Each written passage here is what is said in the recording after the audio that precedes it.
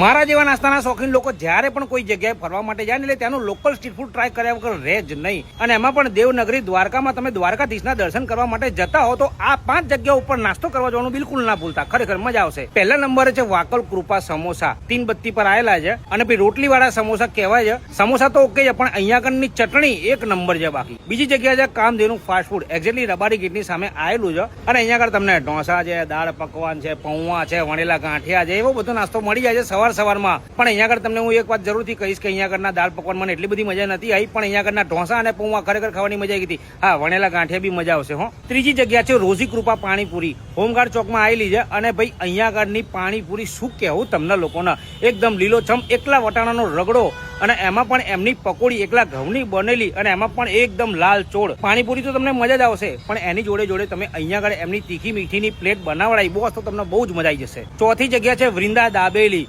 રામપરા સનાતન bus stand પાસે આવેલી છે. અને ભાઈ અહીંયા આગળની દાબેલી ખરેખર મજા આવી જાય એવી હોય છે. તમે લોકો જેવા દ્વારકામાં એન્ટર થશો એટલે તરત જ તમને દેખાઈ જશે. પાંચમી અને છેલ્લી જગ્યા કે જ્યારે અમે લોકો દ્વારકામાં જઈએ એટલે આ જગ્યાએ જરૂરથી જઈએ છીએ અને એ છે લાઈવ ઢોકળા. ભાઈ કોઈ જાતનું નામ નહીં લખેલું, માર્કેટ ચોકમાં આવેલા છે અને અહીંયા આગળના લાઈવ ઢોકળા ખરેખર ખાવાની મજા આવી જાય છે. તો આ 5 જગ્યા ઉપર તમે લોકો જ્યારે પણ દ્વારકામાં દ્વારકાધીશના દર્શન માટે જાઓ તો નાસ્તો કરવા માટે જરૂરથી જજો. ખરેખર મજા આવશે.